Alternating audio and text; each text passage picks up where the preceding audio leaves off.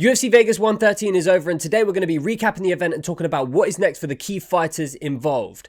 Now, this was, overall, a pretty good event. I'm just going to get rid of my face cam here so we can have a little look at what actually happened here. Obviously, we wanted to start off. Our boy Niko Price got slimed out again. You know? I think it's probably time to hang it up now, Niko. You are speedrunning CTE at this stage, and it's just not good for your health, dude. We want you to live a long and prosperous life, and this is not the way to go.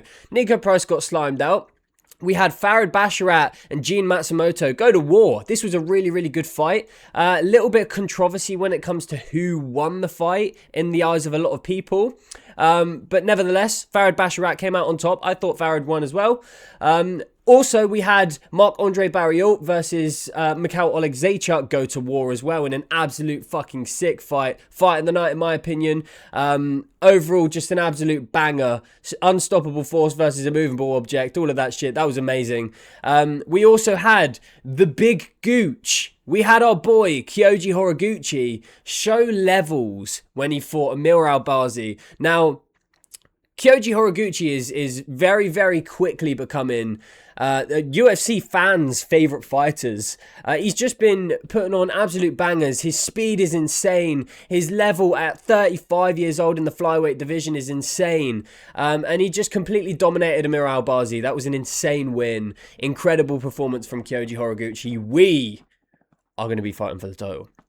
In the main event, we also had Mario Bautista completely and utterly sliming out Vinicius Oliveira. And this is really bad because, dude, I was talking Vinicius Oliveira up a whole lot. And I've been a big fan of Vinicius Oliveira. His previous fights, dude.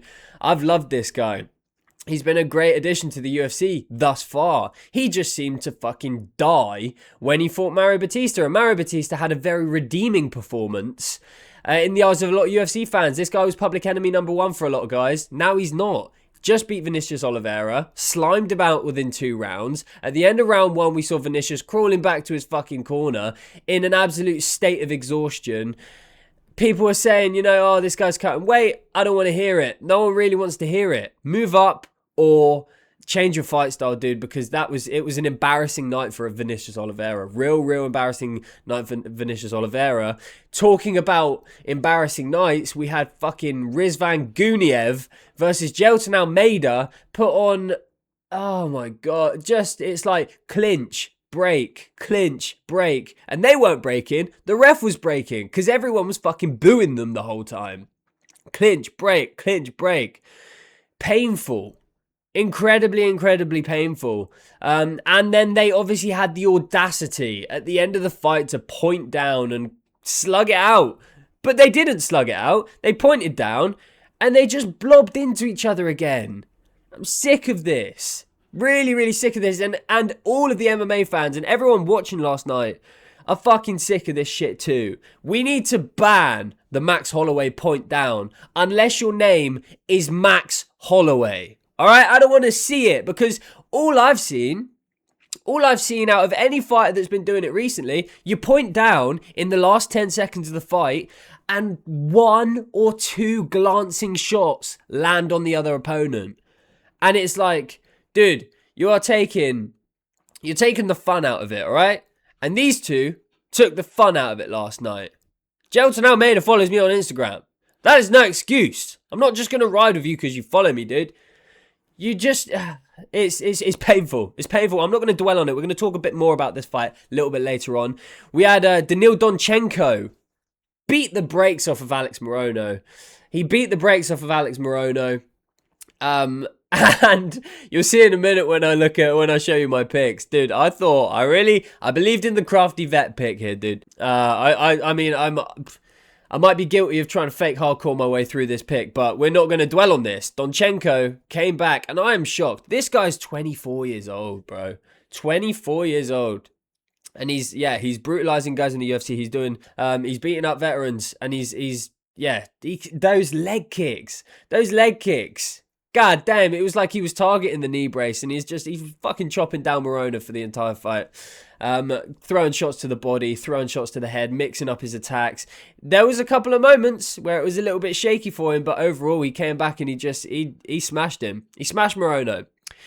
And then my favourite moment of the entire card, Jakub Whiplash is quickly becoming one of my, don't necessarily want to say favourite fighters, but dude, I really, really, really like him, and he's an amazing addition to the bantamweight division.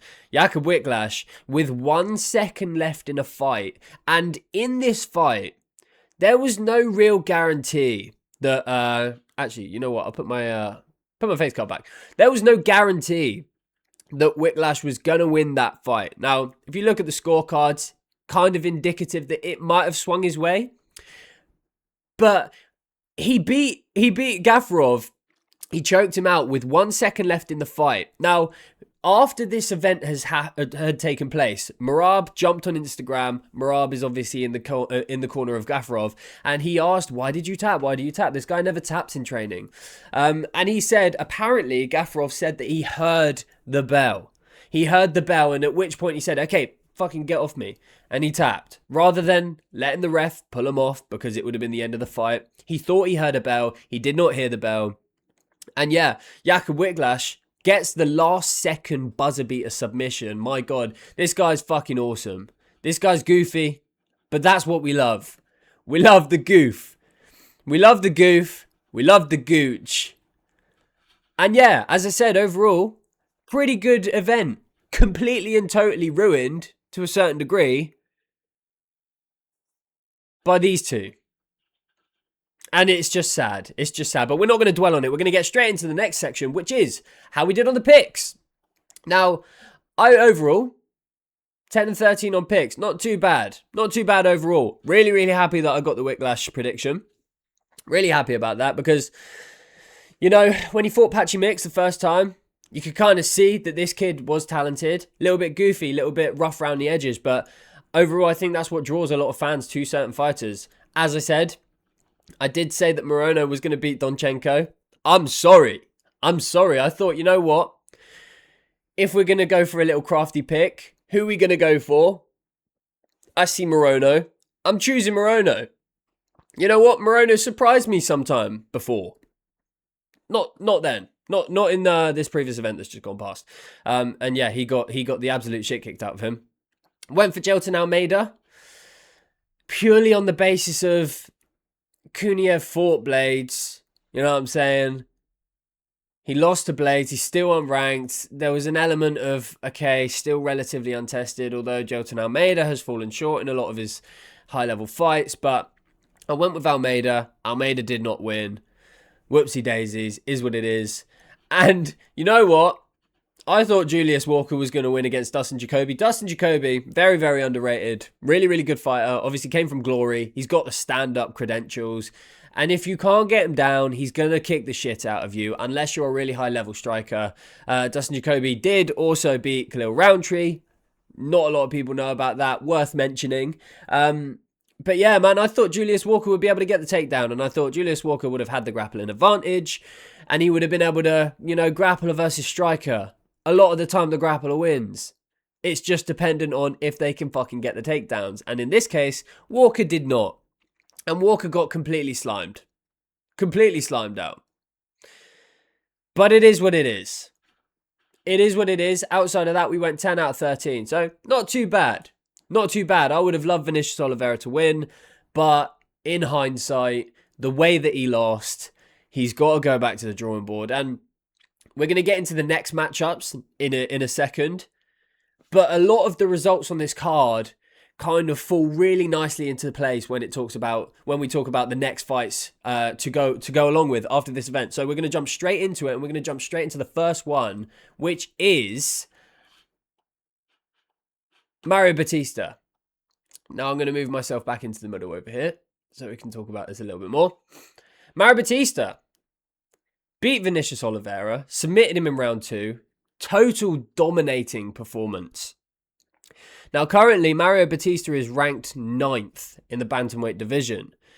Now, when we're deciding what comes next, there's a couple of options, but overall, the one that I think is best, I think we go with Corey Sandhagen.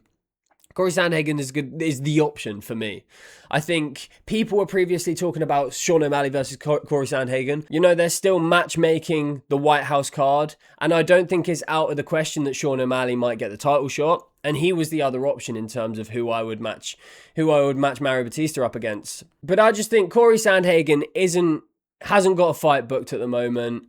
Mario Batista's just come off a win. He's going to be fighting up. Corey Sandhagen is there. He's not booked. He's always looking for a fight. And I just think we pair these two up. I think Mario Bautista versus Corey Sandhagen is a banger. That's the one that we're going to go with. Striker versus grappler. Let's run it. I think that's a great fight. We're going to go Mario Bautista versus Corey Sandhagen. And we're going to move swiftly on. Oh, God. Vinicius Oliveira. You let me down, brother. You let me down, brother. I was hyping you up to fucking my granddad, my uncles, my aunties, my cousins. You know what I'm saying? The step cousins, the step sisters, the step brothers, the whole family, dude. I was hyping you up. It's like that thing, isn't it? Where you tell all of your casual friends to watch this fighter, and then they get slimed out. Vinicius Oliveira just died in this fight. Died of exhaustion. Got overwhelmed. Injured his hand. You could see at the end of the first round, he fucked his hand up as well. I don't know if he broke his hand or whatever, but injured his hand pretty badly. And it was just a really, really, really, really, really bad look for Vinicius Oliveira.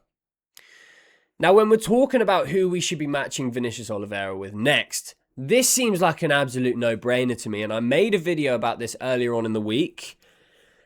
Vinicius Oliveira, for the last 2 years, has been continuously beefing with Farid Basharat on Twitter. Now, a lot of this has been one-way traffic. But Vinicius Oliveira and Farid Basharat, they've had a history. They've been talking shit, and the stuff that they've been talking to each other, pretty crazy. Pretty gnarly stuff that they've been saying, and a lot of it, as I said, has been coming from Vinicius Oliveira. A lot of shit talk. Farid Basharat has obviously just won his fight. Vinicius Oliveira has just lost his fight. And I just think this is a logical... I think this is a logical thing to do. I think we pair Vinicius Oliveira up with Farid Basharat. They've got a history. I think it's definitely time that Farid Basharat gets a ranked opponent. Vinicius Oliveira is currently ranked 11th. Just lost to Mario Bautista. He's got to fight down. And at this stage, I don't care about seeing Oliveira versus Talbot, Rob Font, Kyler Phillips again, or Montel Jackson. So we're going to give him Farid Basharat. There's a history there. They've got beef. They've got drama. Why not just settle it in the next fight? We're going to be going Vinicius Oliveira versus Farid Basharat. Match them up nicely. They're working on the same time frame as well, fighting on the same card. We're going to be doing this fight. And we're going to be moving swiftly on to the next fight. And the next fighter, which is the Big Gooch. Man! Kyoji Horiguchi is the people's fucking champion. He is the people's champion right now, dude. He's been such a breath of fresh air coming into the UFC. He's just such a breath of fresh air. There's not really any more to say about it. This guy is incredible. Choked out Ulanbekov. Completely schooled Albazi over fucking 3 rounds. And you know what? We're going to reward him for it. We're going to give Kyoji Horiguchi a big matchup next. And we're going to be matching him up with Manel Kape. Now, just imagine how fast... Well, you don't have to imagine how fast this fight's going to be, because these guys have already fought. They fought back in 2017 over at Ryzen. And Kyoji Horiguchi won. He won by submission. And the situation in terms of this fight at this stage, Manel Kape is currently ranked 2. I think Alexander Pantoja, he's a lot closer to returning than everyone thinks. He's almost ready to go, if not ready to go. And I think they do the immediate rematch with Josh Van versus Pantoja, which means Manel Kape's kind of waiting around. Now, whether or not you want to match up Manel Kape with Tatsuro Taira or whatever, there's not as much of an appeal for me and for fans, in my opinion, as a rematch. Giving Manel Kape a chance to get a loss back against Kyoji Horiguchi, giving Kyoji Horiguchi a chance to have a massive jump up. He's at the moment he's ranked 8 in the flyweight division. As I said, Manel Kape is ranked 2nd. Come Monday, Horiguchi's going to be above Albazi. Albazi is currently ranked 6. So we're going to be looking at them getting closer together within the rankings. And I think this is an absolute no-brainer. Run the rematch. Give Kape a chance to get his loss back. Give Kyoji Horiguchi an opportunity to fight up. because he's an exciting fighter and he's active. Way more active than a lot of people in this division. Not going to name names, but I say we do this. We match these guys up. We do the rematch. We're going to be doing Kyoji Horiguchi versus Minel Cap, the rematch. And we're going to be moving swiftly on to the next fighter that we're going to talk about, and that is Amir Albazi. Now, it was just a tough night at the office last night for Amir Albazi, to be honest with you. Like, he just fell short to an elite fighter in Kyoji Horiguchi, which once again is so crazily impressive that Horiguchi is doing this at 35 years old. But Albazi lost incredibly decisively. His face looked like a fucking tomato can at the end of the fight. And this is an interesting scenario for me because I feel like, obviously right now, Amir Albazi ranked 6. I don't know if he's going to be specifically dropping below Asu Almabayev, who is below him. Asu Almabayev has just pulled out of his fight against Brandon Moreno at UFC Mexico. So I just say let's match them up together. You know what I mean? Let's just let them fight. Winner of that, then we can talk about moving you up and we can talk about next steps. But I don't want to be too rude in the way that I say that neither of these guys have a really, really big fan appeal in the general consensus, right? These guys have been branded boring. Not by me, specifically, but by a lot of people in the past. We've got Albazi, who's currently ranked 6, is probably going to drop a ranking. We've got Asu Almabayev ranked 7th, just pulled out of a fight against Brandon Moreno, working on a similar timeline. Let's match these guys up. You know what I mean? We've got grappler versus kind of all-rounder in Amir Albazi. But Amir Albazi, one thing that he has proven is that he is gritty. And one thing that Asu Almabayev has also proven is that he doesn't like getting hit. So this is an interesting fight to me. It's a bit more of a marauder versus technician when you actually look at the framing of this matchup. And I think this is a pretty obvious one. Rank 6 versus rank 7th. Amir Albazi fighting off of a loss, fighting down makes sense. Asu Almabayev just pulled out of his main event fight. Fighting someone within 1 or 2 spaces of him in the rankings. This makes sense. We're not going to dwell too much on this fight, but we're going to be doing Amir Albazi versus Asu Almabayev for the next step for both of these guys. And we're going to be moving straight on to the next fighter, Rizvan Kuniev. Big Riz. Big blob. Fuck me, this guy. I did 3:30 a.m. last night, and I'm watching Jelton Almeida and Rizvan Kuniev reenact Brokeback Mountain. Reenact. All right, you get where I'm going with this. Dude, it was fucking boring. They were hugging the entire time. Just 2 big-ass sweaty dudes hugging against a fence. I counted, I swear to God, it was like more than 4 times. They would clinch against the fence. The ref would step in. Right, back to the center, boys. What are you doing? You're hugging. This is a fight, not, you know what I'm saying? And then they would just tit for tat, tit for tat. And within 20 seconds, back to the side of the cage. Cuddling. Again. Referee steps in, breaks them up. Back to the center. They did this for about 4 times. 4 times these guys were just fucking hugging each other, getting broken up. Hugging each other, getting broken up. So you know what? And this is another thing, right? Rizvan Kuniev, he's not currently ranked. He came in as an unranked guy. They matched him up with Curtis Blades. He lost that fight, so he didn't get a ranking. Although he did all right in that fight, some people say that he won, right? Don't ask me. Some people say that he won. But he didn't win, obviously. And which meant that he didn't get a ranking. Now he's just fought Jelton Almeida, and he has won. But the performance that he put up against Jelton Almeida was abysmal. Right? You can't even say, oh yeah, but in the last 10 seconds, he was pointing down. No. They did fucking more in the last 10 seconds than they did in the entire fight. And in the last 10 seconds, it was, as I said, an embarrassment to Max Holloway and the Max Holloway law. Don't point down if you're not going to slug it out. All right? I don't want to see 2 glancing shots of the fucking dome of Jelton Almeida. I'm going to have an asthma attack in a minute. This gets me really, really fucking rolled up, yeah?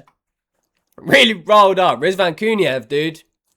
I just think, when I'm looking down the heavyweight division, You haven't earned a top name. This is a weird situation with the rankings because he wasn't ranked before.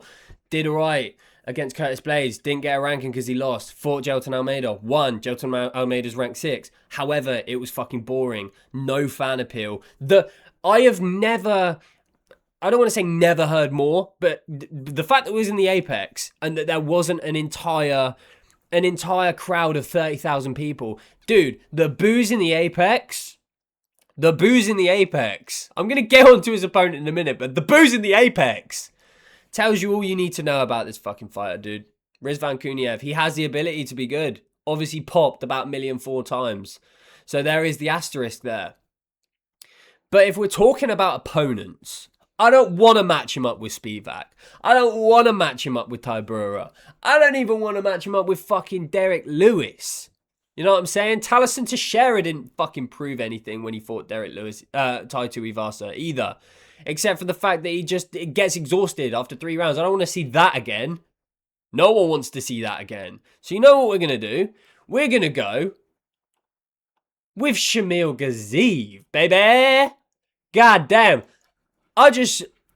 It might not make sense ranking-wise, but rankings don't make sense when it comes to Rizvan Kuniev because of the way that they fucking structured this guy's debut and entrance into the UFC. Shamil Gaziev is currently ranked 12th in the heavyweight division. Rizvan Kuniev is currently unranked, however it's Sunday. So Monday comes along, the logic and the idea is Jailton Almeida's ranked 6th, so he's gonna be in the mix. But I don't think he's proven himself enough to get a really, really sort of notable opponent. So, you know what? We're going to be matching him up with Shamil Gaziev versus Rizvan Kuniev. Could you just imagine? This is like the blob fest of all blobs, dude. You know what I'm saying? You know, back in the day, you had Uberin versus Brock Lesnar. This was like the most jacked matchup you could ever make. This is the blobbiest matchup that you can probably make at the moment in the UFC. Rizvan Kuniev versus Shamil Gaziev. Who's the bigger blob? Both of these guys like to maraud. You know what I'm saying?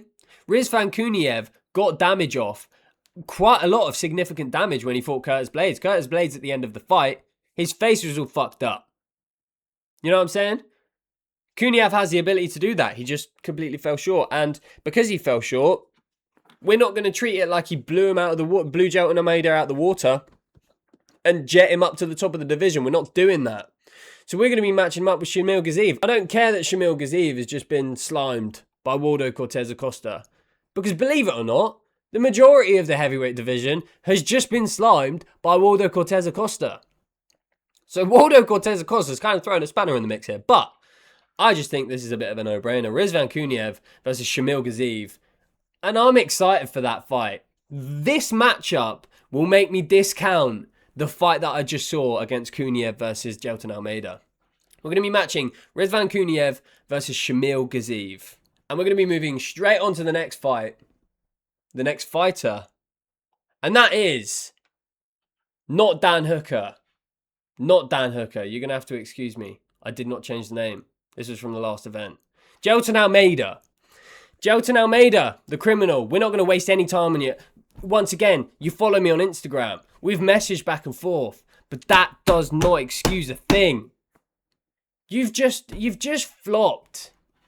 You flopped really bad in your last 2. You know what I'm saying? And it's just like Jailton Almeida was talking, and I saw a tweet that he was putting out. He's just like, "Oh, dude, the only reason that fans hate me is because I'm not from Dagestan, or if I was from the Caucasus region, they would love me." No. And you say all of that, and then when you fight Kuniev, you shoot a takedown within the first 10 seconds. It's not adding up. You know what I'm saying? It's not adding up. Fans are not going to like it, period. I think at this stage, dude, you've proven time and time again that it's just not working out, bud. You got to get your bags. You got to pack the bags. You got to go, because we're shipping you off, brother. We're shipping you off to the PFL, and it really hurts me to do this. It really hurts me to do this. I feel like I'm turning on one of my own. You know what I mean? I've always had it where, like, as a content creator within the MMA space, whenever fighters interact with you, Like, it's a special thing. It's cool. It's exciting. It's like a starstruck moment, you know what I mean? Like, a lot of my friends back from where I live, like, everyone's into football, soccer. And it's like, if your favourite football player, they like your post or they interact with something, it's like, oh my God, this is crazy. I can assume it's probably the same over in the USA, over in every region of the world with the dedicated sports that they follow. It's like if the top guys or very prominent figures in that sport reaches out to you, like, it's an exciting thing. And Gelton Almeida was one of the first ever guys to sort of interact with my content. So I feel bad doing this. But we're not holding bias. We're not holding bias. And you know what? We've seen people leave the UFC, get a couple of wins, rack up some wins, get some success, and then they come back. I'm not exiling Gelton Almeida. I'm giving him an opportunity to prove himself. You know what I mean? Me, Dana, and Hunter, dude, we've been talking. I was on the phone with them this morning. We were talking. We were saying, you know what? How are we going to deal with this Gelton Almeida situation? How's this? PFL, 3 fights, see how he does, test the waters, and dude, we can circle him back round once he's, you know what I'm saying? If he's, you know what I'm saying? So we're going to give Gelton Almeida an opportunity to prove himself over at the PFL. We're not wasting any time on this. We're not wasting any time on this at all. Gelton Almeida to the PFL. Sorry, buddy. I really am sorry, buddy, but you're going to do great over there, bro. You're going to do great over there. Maybe we match him up with Francis Ngannou. See how that happens if Francis Ngannou ever actually fights for the PFL again. I don't know. We're not getting political. Moving on! Mikhail Oleksiejczuk. This guy's just fucking awesome. He's just so fun. He's just so fun. And one thing I wanted to highlight, right? So there was a time not too long ago. Where is it? Yeah, so Mikhail Oleksiejczuk, he's now on a 3-fight win streak. However, before that, in 2024, Mikhail Oleksiejczuk was on a 3-fight losing streak. He lost to Sharon Magomedov, he lost to Kevin Holland, and he lost to Miguel Pereira, right? And I saw, it was like a tweet or a reply to a tweet, where Mikhail Oleksiejczuk was basically, he was really down in the dumps, dude. And someone tweeted him and said, oh, is this your last fight? And I think this was the fight that he was going into against Cedric Dumas. They're saying, oh, is this your last fight? And he put a real depressing reply saying, oh, if I fight terribly like I have been doing, then yeah, I'm done. This is just not for me. Like, he was getting real down in the dumps. Now he's on a 3-fight win streak. This guy's one of the most entertaining fighters in the middleweight division. By a mile. Like, he just puts on fucking bangers. Puts on scraps. Gets into wars. Finished Gerald Meerschaert before his fight last night. Finished Cedric Dumas. Went to war with Marc-Andre Barriault. You know, he wilted a little bit in the 3rd round. Got a bit tired. But he's just such an entertaining fighter and he puts on bangers. And for that reason alone, I was game planning. You know what I'm saying? In this same conversation that I was having with Dana and Hunter this morning. I was saying, right, let's talk about Mikhail Oleksiejczuk, dude. This guy's got stock. You know what I mean? This guy brings wars. We want to prioritize violence in 2026. This guy's violent. This guy brings it. We like this guy. Mikhail Oleksiejczuk. Great guy. Great fighter. Gets into wars. And what I want to do here is I want to match him up against the blockhead. You know what I mean? We've just had Marc-Andre Barriault. He fits into the blockhead category. But we're going to be matching Mikhail Oleksiejczuk up with Kelvin Gastelum. Oh-wee! Kelvin Gastelum versus Mikhail Oleksiejczuk will feed generations. It will definitely feed Kelvin. Because that motherfucker hungry. We're going to do Kelvin Gastelum versus Mikhail Oleksiejczuk. It's really hard to say this guy's name over and over again. Mikhail is a beast. Mikhail gets into wars. Mikhail doesn't shy away from the fight. Kelvin Gastelum has a chin made of fucking adamantium. Kelvin Gastelum somehow doesn't fall asleep in fights when he gets cracked heavy. So I just think, unstoppable. Is it unstoppable force versus immovable object? Not really. It's just like fucking block versus block. You know what I'm saying? Playing rock, paper, scissors, you both draw rock. What's going to happen? They cancel each other out.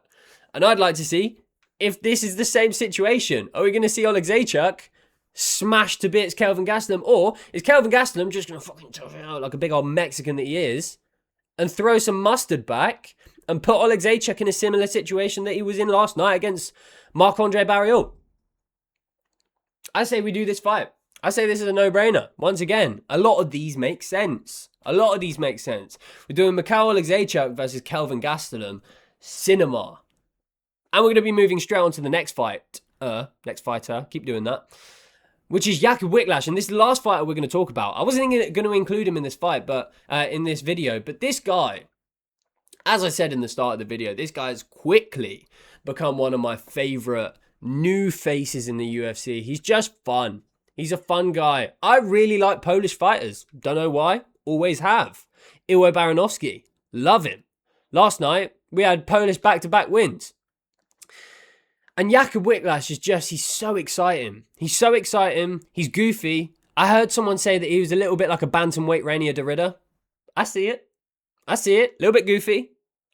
Don't even, you let him have a moment of freedom when it comes to the grappling. This dude's locking something up. This guy jumps ghillie a lot. He loves it. Dustin Poirier would be proud.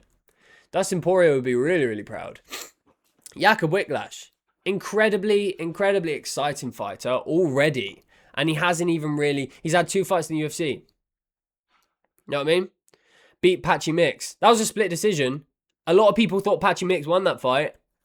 Eventually, it didn't really actually fucking matter because now Patchy Mix has gone back to Ryzen, I believe. I think he's not gone back, but he's going to Ryzen now.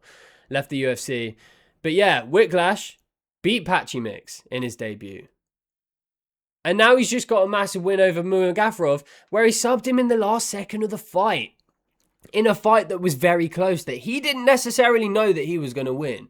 As I said earlier, scorecards might have told a different story, but this guy's exciting.